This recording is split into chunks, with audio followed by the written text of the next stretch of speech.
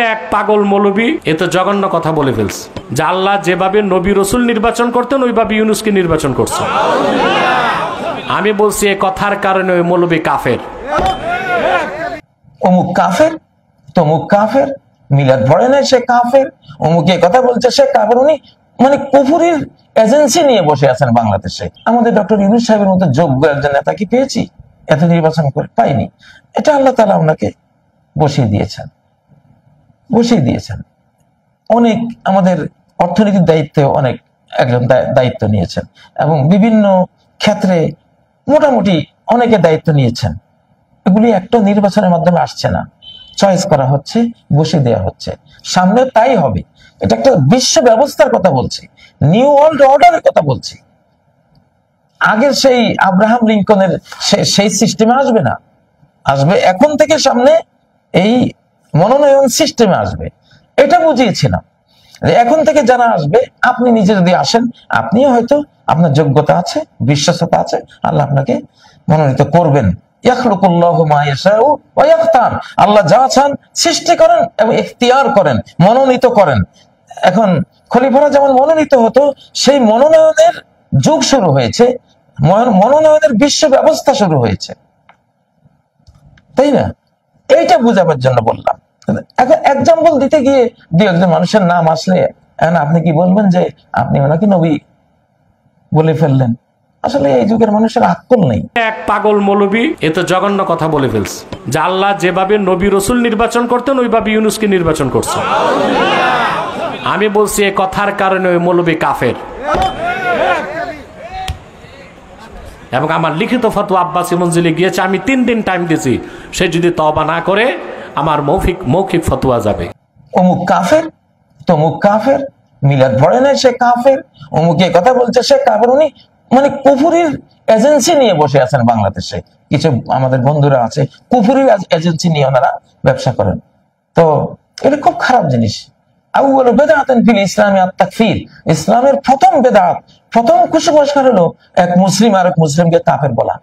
সেই বেদাতটা বাংলাদেশে আমাদের কিছু বন্ধুরা খুব চর্চা করেন, খুব দুঃখ লাগে। অথচ আফাতুহু মিনাল ফাহামিস সাকিমি, তার রুগ্ন বুঝতেই তার বিপদ, সে নিজে বুঝে না। তো যাই হোক, এখন কথা হলো বাংলাদেশকে এই যে কাদা ছোঁয়াছড়ির পরিবেশ, পিছন থেকে বুদ্ধি দিচ্ছে কেউ, ইবলিস আর ইবলিসের জিন সহযোগীরা আর মানুষ সহযোগীরা বুদ্ধি দিয়ে লাগিয়ে দিচ্ছে কাদা ছড়াছড়ি। তো আশা করি এগুলো করবেন না। মানে অধিকাংশ মানুষের আকল নাই, অধিকাংশ মানুষ গভীরভাবে চিন্তা করে না। একটা কথা শুনলেই বাস শুরু করলো, কিন্তু এটার পরিণতি যে নিজের উপরে আসবে, নিজে যে লাঞ্ছিত হবে, পরে তিরস্কৃত হবে, এটা সে বুঝে না। তা আল্লাহ তো কোরআনে বলছেন মাসালু নূরিহি কামিশকাত, সূরা নূরের 35 নম্বর আয়াত। আল্লাহর জ্যোতির উপমা হলো যেমন একটা বাতি ঘর বা প্রদীপ রাখা, চেরাগ রাখার একটা দীপাধার, তাই না? একটা প্রাচীরে ছিদ্র করে যেখানে একটা চেরাগ বসিয়ে দেওয়া হয়। আল্লাহ বলছেন আমার নূর, আল্লাহ নূরের এক্সাম্পল হলো সেই দীপাধারের মতো।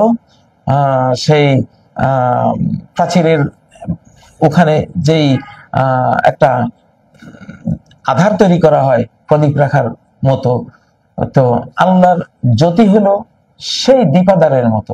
আপনি যদি বলেন তাহলে আল্লাহ তাহলে একটা চেরাগের মতো, এটা একটা ছোট্ট জিনিস, এত বড় আল্লাহ, অনন্ত অসীম আল্লাহ, কিভাবে নিজেকে এক্সাম্পল দিন? আরে বাবা, তো মেশকাতের মতো তার নূর, এটা বলে তিনি তো মেশকাত হয়ে যান না, তিনি তো দীপাধার হয়ে যান না। একটা এক্সাম্পল বুঝাবার জন্য একটা উদাহরণ দেয়া হয়েছে। যেমন আমি একটা এই শতাব্দীর একটা বৈশিষ্ট্য বুঝাবার জন্য দুই একটা এক্সাম্পল দিয়েছি। এক্সাম্পলের উদ্দেশ্য হলো একটা জিনিস ক্লিয়ার করা। আব্রাহাম লিঙ্কনের গণতন্ত্র 2024 পরবর্তী বাংলাদেশে পৃথিবীতে থাকবে না। বললাম আব্রাহাম লিঙ্কনের গণতন্ত্র থাকবে না বাংলাদেশে, থাকবে না মুসলিম বিশ্বে, আরব বিশ্বে তো নাই, কবে থেকে নাই। এখন কি আসবে? এখন আসবে খিলাফাতুন আলা মিনহাজিন নবুওয়া, নবুয়ত স্টাইলের শাসন পদ্ধতি।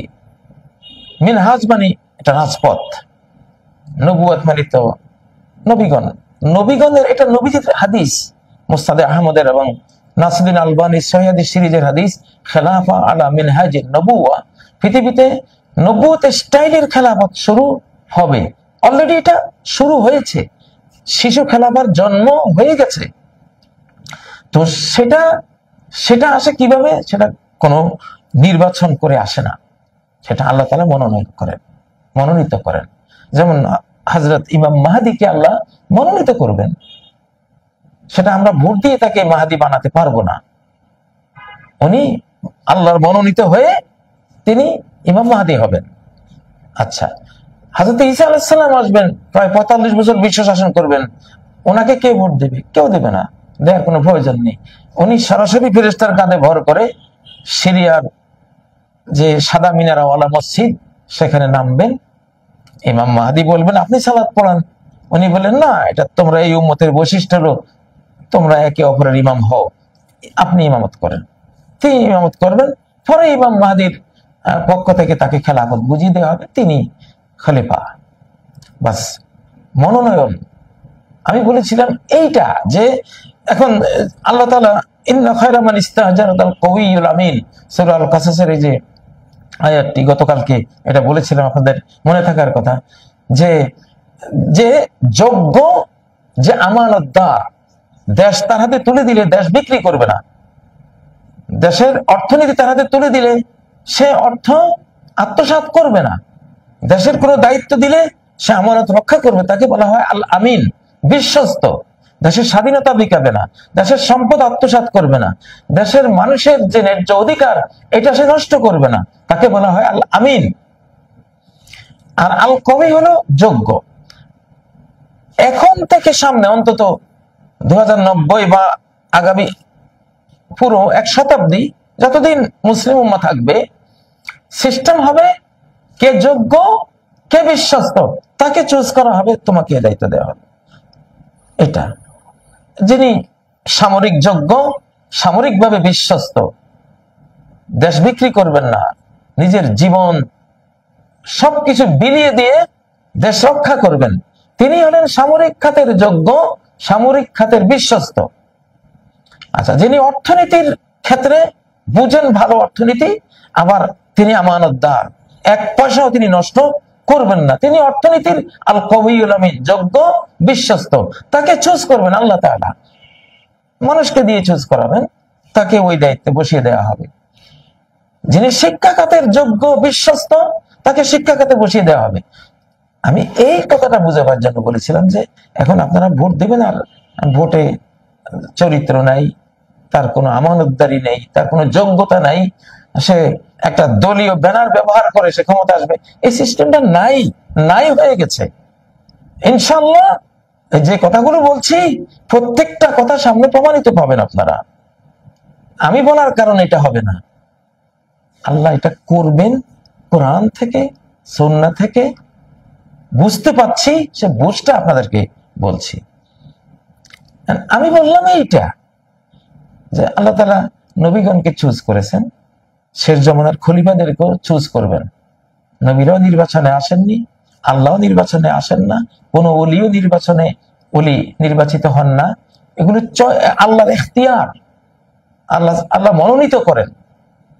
সুম্মা ওরাসনাল কিতাব আল্লাযিনা ইসতাফাইনা মিন ইবাদিনা, সূরা ফাতিরের মধ্যে আল্লাহ বলছেন আমার বান্দাদের মধ্যে আমি কোরআন তাদেরকে দিয়েছি, কোরআনে হাফেজ বানিয়েছি, কোরআনের আমলকারী বানিয়েছি, ইসতাফাইনা, যাদেরকে আমি মনোনীত করি। আল্লাহর মনোনয়ন পেলে একজন হাফেজ হতে পারে, আল্লাহর মনোনয়ন পেলে একজন মুফাসসির হতে পারে, আল্লাহর মনোনয়ন পেলেই একজন কোরআনের ওয়ারিস হতে পারে। পৃথিবীতে এখন গণতন্ত্র, ওই যে নির্বাচন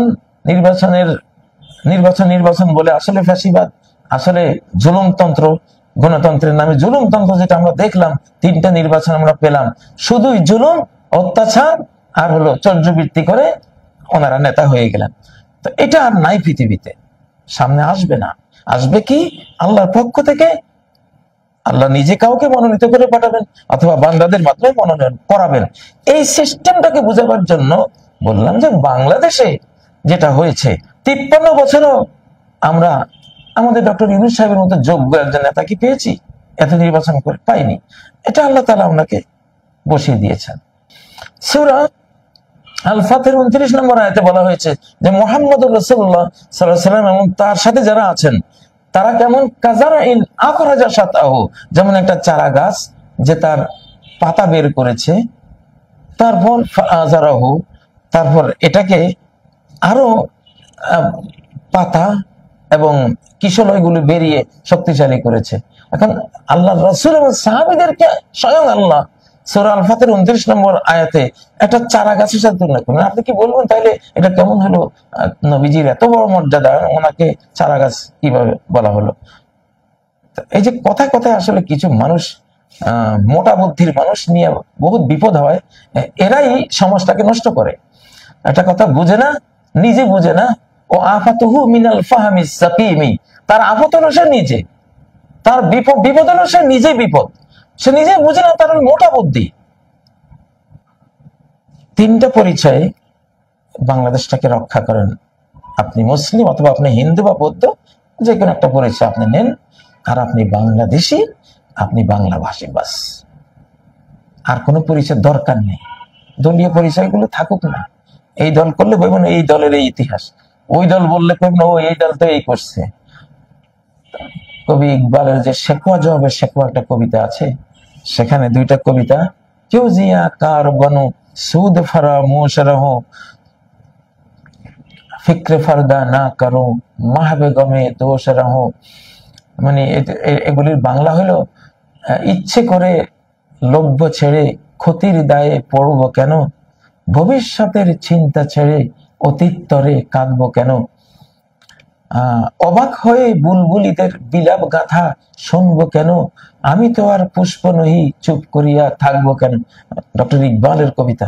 এই যে লভ্য ছেড়ে ইচ্ছে করে ক্ষতির দায়ে পড়বো কেন, ভবিষ্যতের চিন্তা ছেড়ে অতীত তরে কাঁদবো কেন। মানে অতীত নিয়ে এত কাঁদা ছড়াছড়ি তো এখন সময় না ভাই। এখন তো একটা বিরাট বাংলাদেশ এক ধরনের টালমাটাল অবস্থার মধ্যে আছে। দয়া করে বিভেদের কথাগুলো কেউ বলবেন না। আপনার একজন ভাই একটা কথা বললে বা তার একটা দোষ থাকলে আপনি টেলিফোনে কথা বলেন। আপনি মিডিয়ায় এসে একেবারে তার ব্যাপারে একটা মন্তব্য করে দিলেন, একটা দলের ব্যাপারে একটা মন্তব্য করে দিলেন। দল একটা তো ফ্যাসিবাদী, তারা তো গেছে, তারা যাবেই, তারা যাক।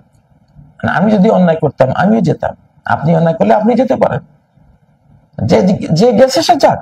কিন্তু বাকি যারা আছে তাদের তো ঐক্যবদ্ধ থাকতে হবে। আর যে গেছে তার ব্যক্তিরা তো আর সবাই যাওয়ার কথা না। ব্যক্তিরা যারা